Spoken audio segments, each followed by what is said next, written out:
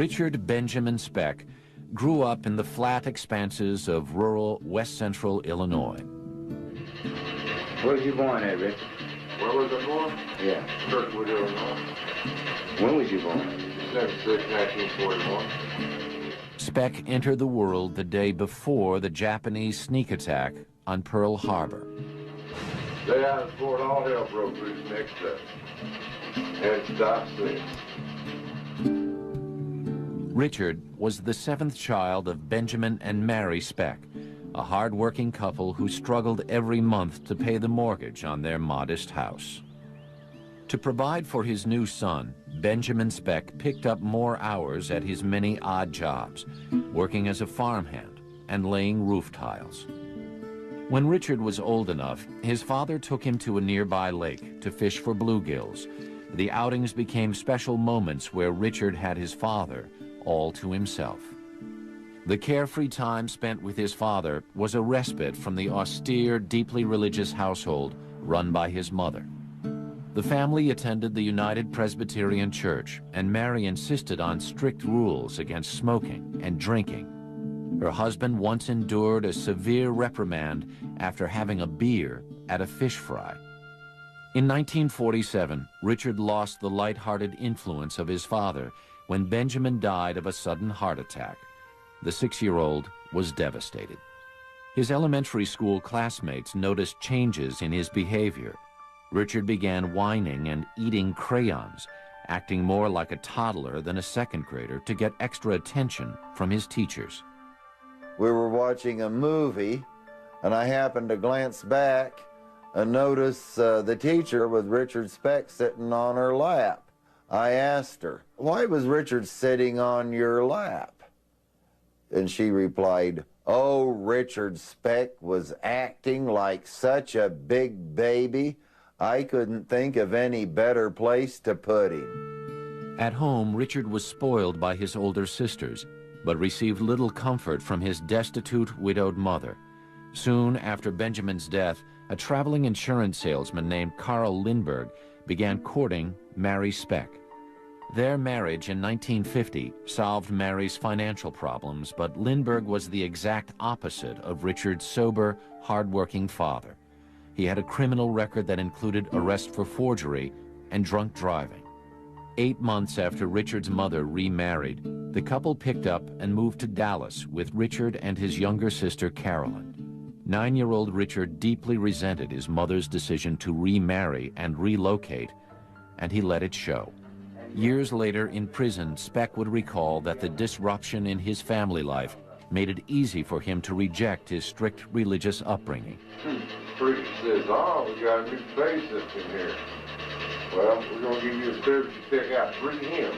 I stood up and said, "I want him, him, and him." And they kicked me out of church. It wasn't long before his stepfather wanted to kick Richard out of the house.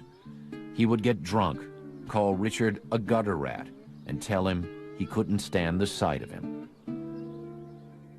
To get back at Lindbergh, Richard would break into his liquor cabinet, have his fill, and disappear from the house. By the time he was 15, Richard was getting drunk nearly every day. He dropped out of school and began hanging around with a tough crowd of older teens who introduced him to marijuana, pills, and the basics of crime. Richard started carrying a switchblade and learned how to use it to pick window locks. He also learned about sex, mostly one-night stands with the older girls in his crowd and prostitutes. He began to develop contempt for any woman he considered easy. By the age of 20, Richard was a known petty criminal. He had a long list of misdemeanors: drunk and disorderly conduct, indecent exposure, and shoplifting. His slick-back, dirty blonde hair, deeply pockmarked face, and crude tattoos made him look dangerous. A tattoo on Speck's forearm read, "Born to raise hell," but it was the empty boast of a young man who always wished he was tougher. Absolute coward. Take away a knife and a gun, and he has no ability to fight with his fist. Yet he had a tremendous skill at animal cunning, at being able to put people at ease, to calm them, He was a good burglar, he was a good thief, and he was a good liar. Richard was not at all intimidated by the cops and knew how to turn on his good old boy charm in a pinch. When that failed, his mother always came to his rescue. No matter how often he needed to be bailed out of jail, his mother paid his way. Mary Speck's unconditional love for her delinquent son allowed Richard to bury his resentment for her. She became a saint in his eyes, an impossible ideal that Speck used to judge every other woman in his life. Especially 16-year-old Shirley Malone. Richard met Shirley at the Texas State Fair in October 1961 and got her pregnant after 3 weeks of dating. They quickly married. Speck's job as a truck driver for the 7-Up bottling company was supposed to support them both, but the 21-year-old usually blew his paychecks on prostitutes and alcohol. Richard insisted on a far different standard of behavior for his wife. He had what we technically call a Madonna prostitute complex. In other words, women were either virginal and pure, and if they weren't, then they were totally to be considered as tramps, sluts, whores, prostitutes. He felt that she was in the prostitute category because he felt that she'd been unfaithful to him. And the minute he got that idea, she was totally no good. Shirley denied ever cheating on him, but Speck didn't believe her and wanted to punish her any way he could. He would pick up lady friends and drive them to his apartment. As his pregnant wife watched, he kissed and fondled them in the car, laughing at her before speeding off. Richard also refused to pay Shirley's medical bills and was not around for the birth of his daughter, Robbie Lynn, in July 1962. At the time, he was serving a short sentence in the county jail for disturbing the peace. His first trip to state prison came 16 months later for forgery. Speck served that stint with ease, and by the age of 23 was back on the streets, more dangerous than before. His contempt for his wife now turned violent. Richard demanded sex from Shirley 4 or 5 times a day. If she refused, he slapped and choked her. Richard seemed obsessed with the criminal life and bragged that someday he would make headlines. There was this story in the Dallas Sunday papers, and he was reading the papers that morning and made the comment that someday he was going to do something that would also be of equal publicity. In January 1965, Speck tried to make good on his boast. He attacked a woman at knife point in the parking lot of a Dallas apartment building. She got away. Speck was arrested. Once in custody, Richard claimed he couldn't remember much of the incident because he had blacked out after having too much to drink. His story worked. Instead of facing charges for attempted rape or murder, he was given the chance to plead guilty to aggravated assault. This time, Speck only served 5 months in prison due to a bureaucratic slip-up. By January 1966, Shirley decided that she had had enough and filed for divorce. 2 months later, in March, Speck robbed a grocery store and a warrant was issued for his arrest. Rather than face another prison term, the 24-year-old Speck fled Texas and headed back to his childhood home in rural Illinois. Richard's older siblings were still living there. He clung to the idea that he could turn back the clock and recapture the happiness of his early boyhood before his father died. But Speck's journey home would offer him no escape. The demons that had driven him to a life of crime were growing uncontrollable. In March 1966, Richard Speck was a man on the run. He had fled an arrest warrant in Dallas and returned to his hometown of Monmouth, Illinois. The 24-year-old was desperate to recover some remnant of his early childhood, of the days spent fishing with his late father, but Speck just didn't fit in anywhere. I think Richard Speck was just a different cut of person than what we were used to in our town. He was a stranger and dressed kind of flashy. His brothers and sisters were well aware of his troubles with the law down in Texas, but Richard promised that he had outgrown his wild ways. They wanted to believe him and did what they could to help. Richard's sisters found him cheap room and board with family friends. His brother William was a carpenter and got Richard a job sanding plasterboard for another carpenter in town. Initially, Richard didn't let them down. He showed up for work on time and kept his tattoos covered. But Speck's dream of recapturing his past was quickly shattered.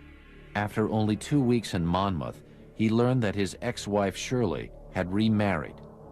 The news overwhelmed Richard, dredging up memories of betrayal and abandonment.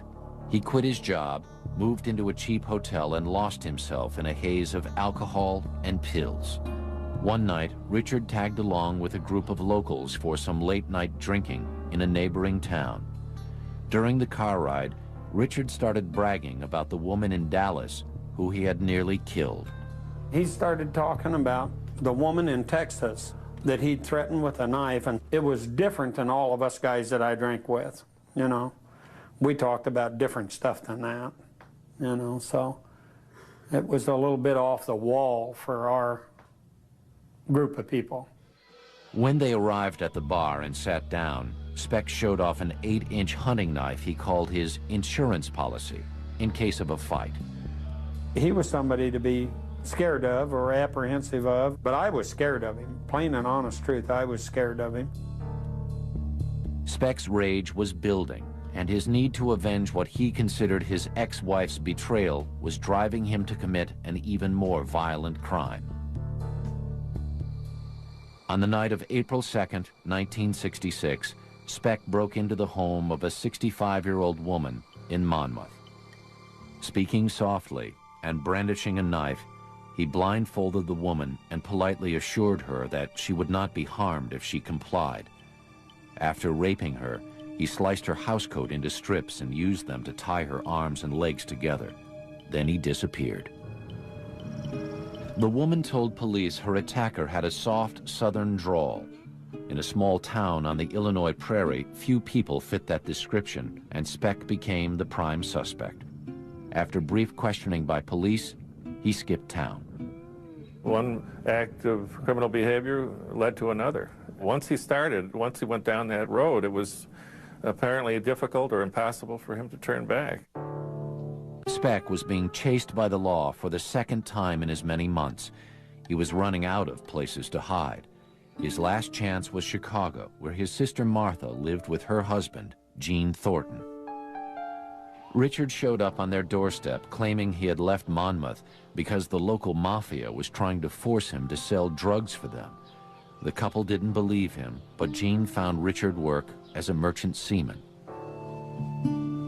On April 30th, Speck sailed out of Chicago's Calumet Harbor as a deckhand aboard an ore boat bound for Michigan's Upper Peninsula. After 4 days, in the midst of a storm, a shipmate found Speck doubled over in pain. The ship's doctor quickly realized that Richard had an acute case of appendicitis. It was definitely an emergency because he was in severe pain, and he had to be transferred to a hospital right away, and the doctor had stated that if it hadn't been within an hour, that he more than likely would have died. Richard's appendix was removed in a Michigan hospital. He recovered there for the next 2 weeks, enjoying the attention he got from the young nurses. His brush with death did nothing to quell Speck's self-abusive nature. When he returned to the ship, he was far more interested in getting high than in working. When he drank, I noticed one thing that he did that most of the other guys didn't do, that he used to take pills. I think he called them Redbirds. And he would have a quart of vodka in his hand, and he would swig on that and take pills. Speck's behavior became more and more unpredictable. Once, he fell off the boat. 2 other times, he exposed himself to crew members. When he pulled a knife on a superior, it was the last straw. He was fired from the ship on June 14th. As the boat's union representative, Jim Barrell told Speck he could get him his job back, but Speck told him he didn't understand. At the time, I don't know what he was talking about. I didn't understand. I didn't understand what, but it seemed like there was something that he was hiding. Speck was afraid that too much fuss might uncover his prison record and the fact that he was still on the run from the law in 2 states. He left the ship with his paycheck and visited Judy Lakanimi, a nurse he met at the hospital in Michigan. The brief relationship proved to be a rare moment of grace for Speck. Judy would say later that Richard was a perfect gentleman, showering her with gifts and expensive dinners. After 2 weeks, they parted on good terms.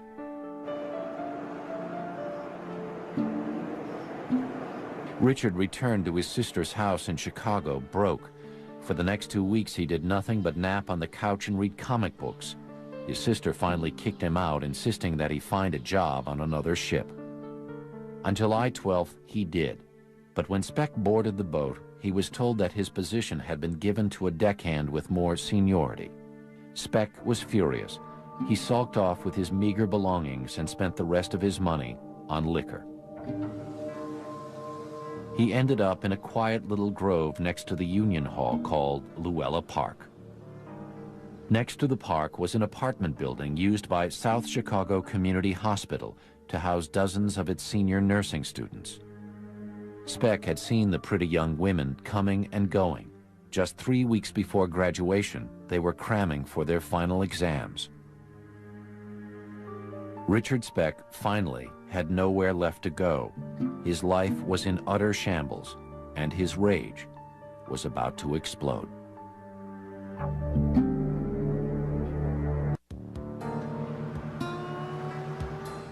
In the summer of 1966, Richard Speck was an unemployed ex-con addicted to drugs and alcohol.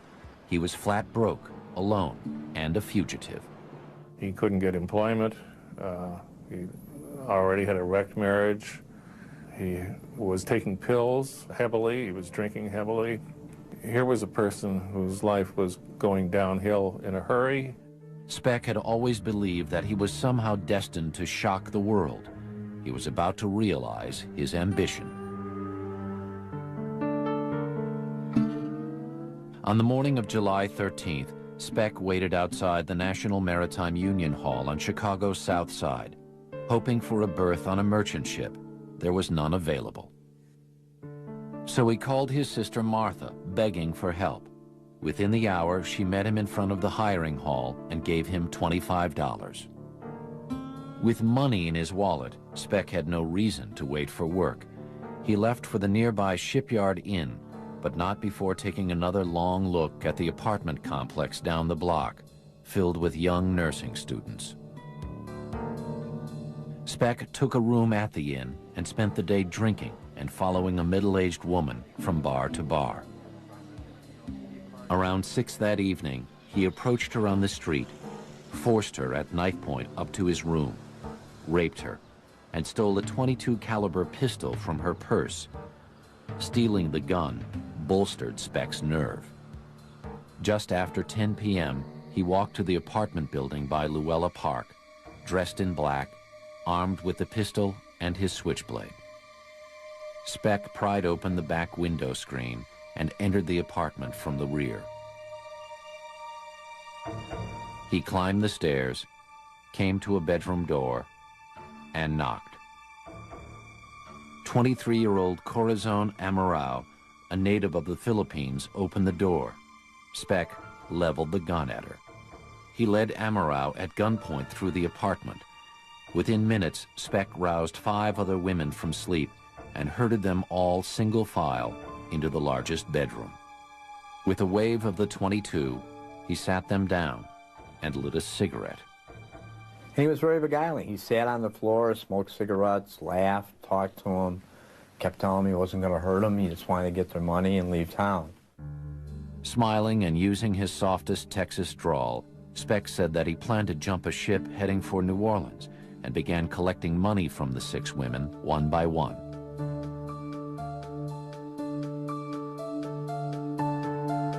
At 11:40 p.m., 22-year-old Gloria Davy came home from a date with her fiancé. He now had 7 captives, isolated in their corner apartment and out of earshot from their closest neighbors. The women sat terrified, trying to joke with Speck as he casually smoked. They had been trained as nurses through psychology courses to calm people. That was one primary thing that made them think that Speck, you know, we can talk him out of this, we can use our psychology.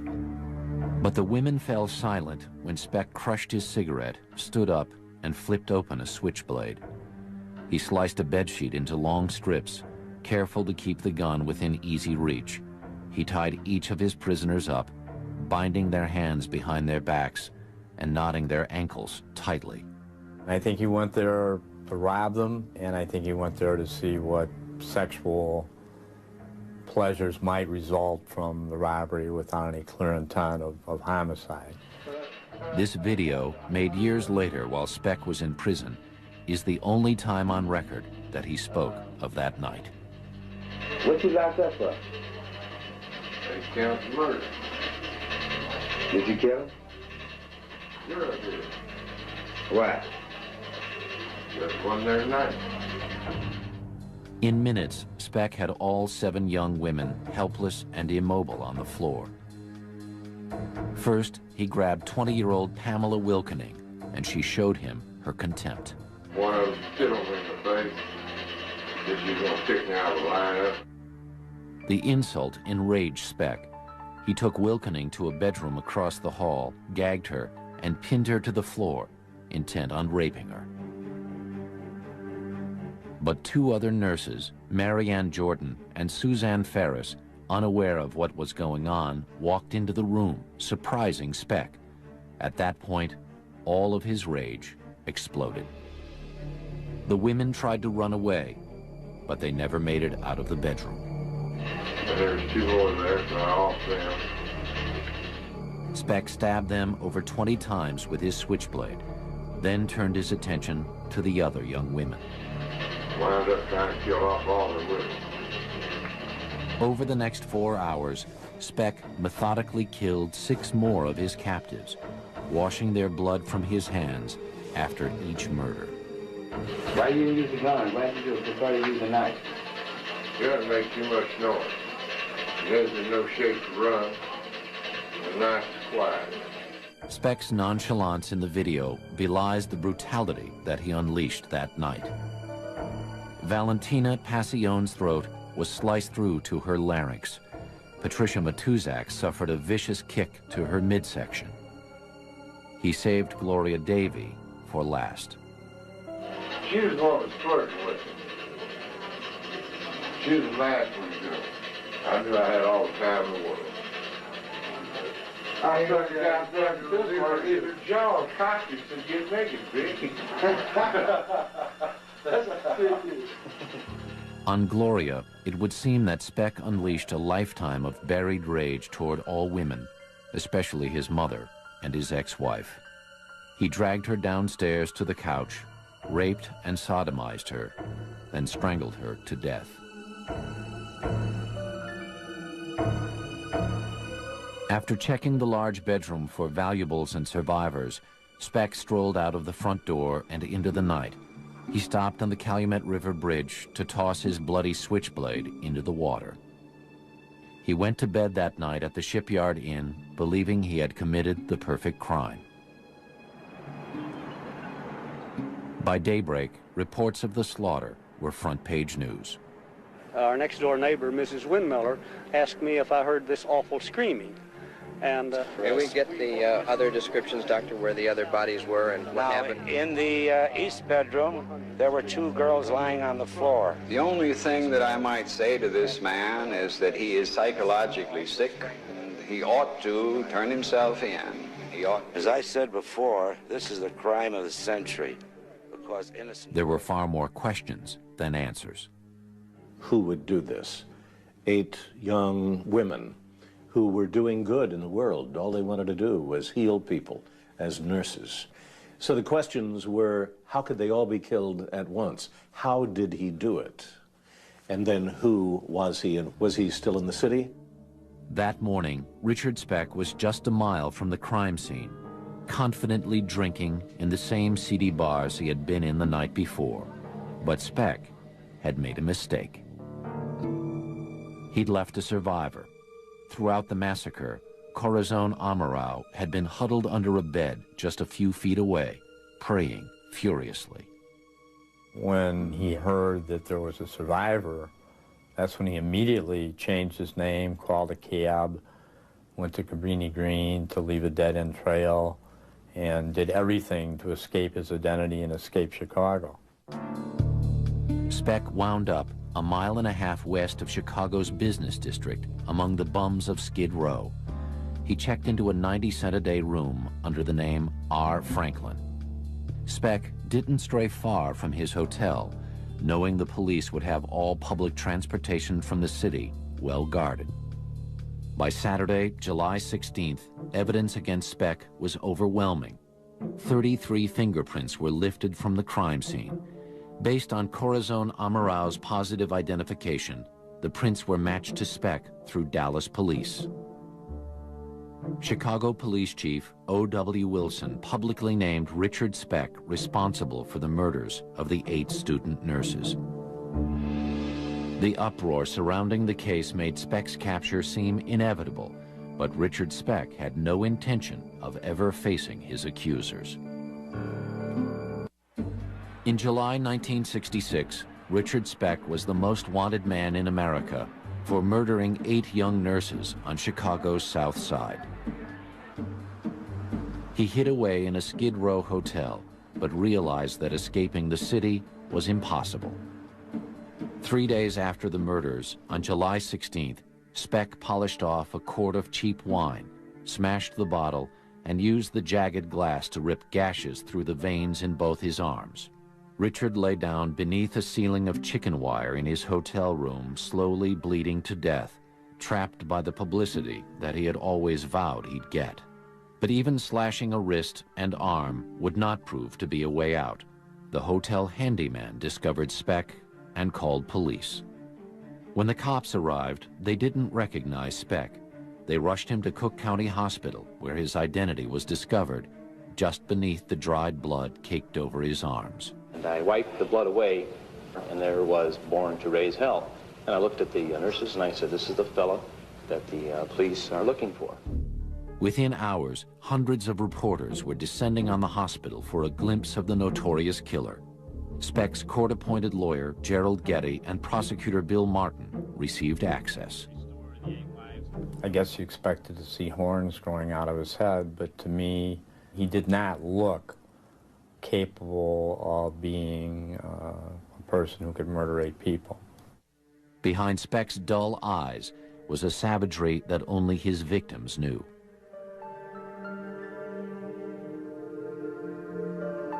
Their last funeral services were held on July 18th, a day honoring the patron saint of nurses, Camillus. It was in everybody's life because everybody knew a nurse and everybody had a daughter or a child that this could have happened to who was at college. That, you know, just that the freakishness of an intruder coming in, invading, was what was so awful about it. Everybody wanted him to fry. When questioned, Speck's memory of the murders was conveniently lacking. All he could recall, he said, was drinking at the Shipyard Inn from 6 o'clock until 8, when he claimed to have been given an injection of speed by a stranger. And he said after that, he didn't remember anything. He never denied it. He said, if I'm accused of it, I don't remember it. And that's the most I ever got out of him. His story seemed tailor-made for an insanity defense. As resident psychiatrist of the Cook County Jail, Dr. Marvin Zaporin met with Speck in his cell twice a week. He forged what he believed to be a bond of trust between them. I was operating under the concept of innocent until proven guilty. So I said, this is an allegation against you. Who knows? You say you don't remember it. Maybe it wasn't you, just hypothetically. At which point he would say, of course it was me. Because if he was looking for a way out, he would have leaped at that. But he never tried to do that. Ziporyn tried to cultivate his patient's creativity and urged Speck to paint, although his first efforts were not exactly helpful to his defense attorney. I went over to see him, and the first painting he did was a painting of a leopard. I'm interviewing a man that I believe was a leopard from what he was accused of doing. And I said, you don't want to have those pictures of leopards. Let's have a picture of Bambi. Lo and behold, he did do a picture within 2 weeks of Bambi. By the fall of 1966, Speck proudly displayed his paintings all over his cell. They had titles like Cabin in the Hills and Good Old Days. Speck was enjoying his time at the county jail. He even had a hot plate in his cell so that he and Ziporyn could share coffee. He kept his cell so meticulous, and he was so concerned with every wrinkle that I felt it was almost as if he was a housewife entertaining somebody at a cafe clutch. To Speck, prison was a safe haven from a world that viewed him as a monster who should be destroyed. But the intense press coverage was pushing him to a breaking point. Somewhere along the line, he got a razor blade. And all of a sudden, he took the razor blade, put it to my throat, said, if I'm such a monster, as everybody seems to think I am, he said, why don't I just kill you now? And I said, well, because you don't have a quart of alcohol and 8 Redbirds in you. He said, yeah, I guess that's true. Put it down. Speck's life would not be so easily spared. On October 22nd, a psychiatric panel unanimously concluded that he was competent to stand trial. His conviction and execution seemed only a matter of time. From December 1966 through January 1967, pretrial hearings dragged on in the courtroom of Judge Herbert Passion as a ferocious blizzard descended on Chicago.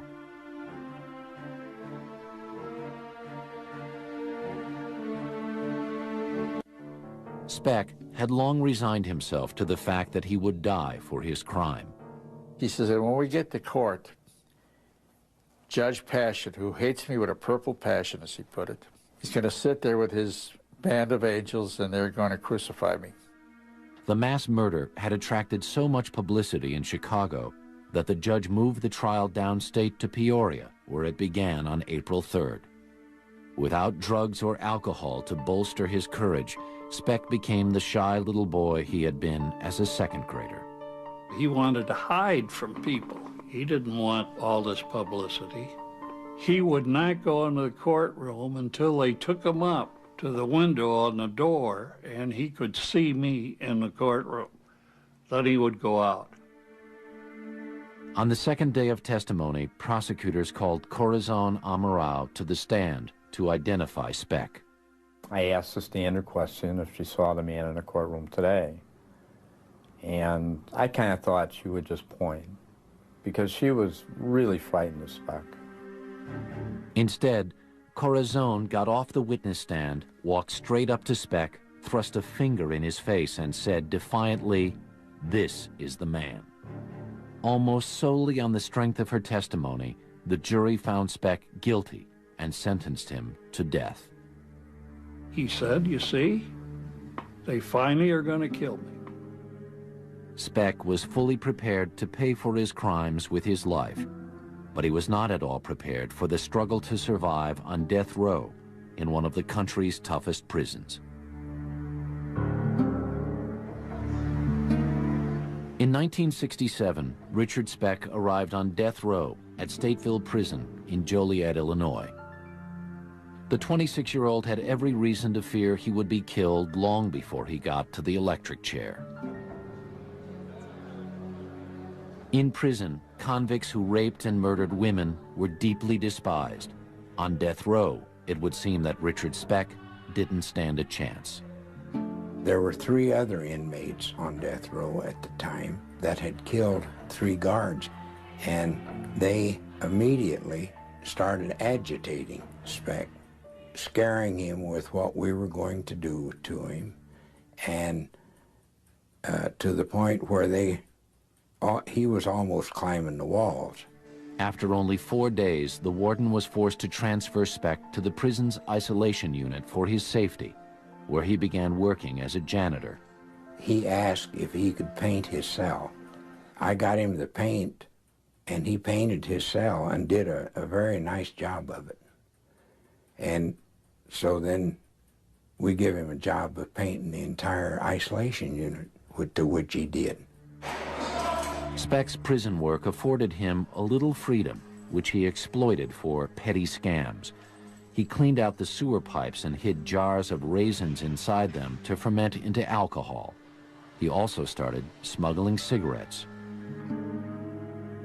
Speck, constantly swilling his homemade booze, became known as the drunken painter of Stateville, a moniker that gave him the status he loved. He enjoyed his celebrity within prison because the other inmates and the guards, everybody would, who passed him would say, well, there's Richard Speck. You know Richard Speck. Of course, everybody did. The relatives of Speck's victims were waiting anxiously for his execution, but his appeals dragged on.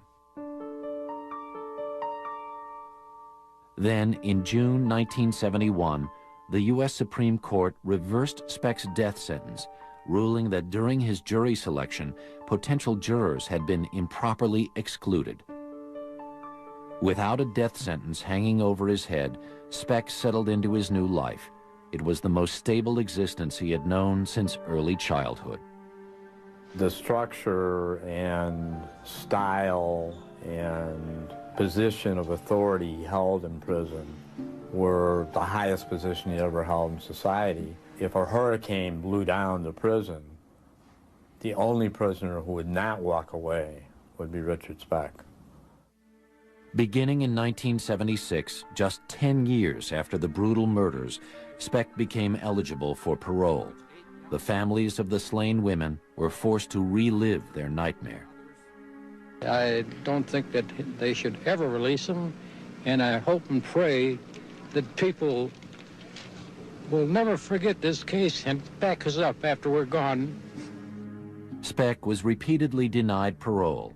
He realized that freedom was impossible and disappeared into the depths of the prison's bizarre subculture, a dehumanizing world of violence and sexual abuse ruled by only one law: survival.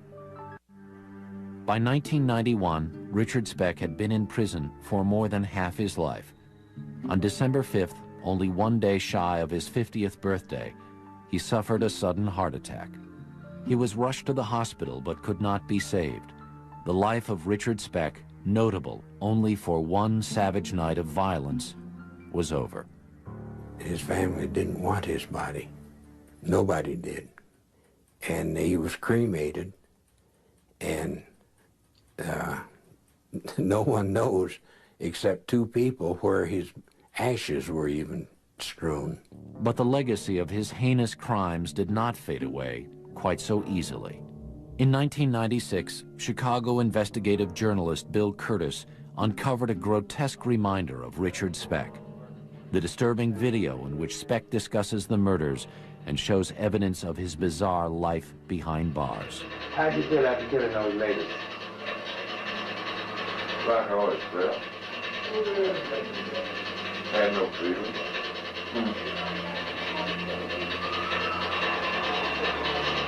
Hadn't I felt sorry or anything, no.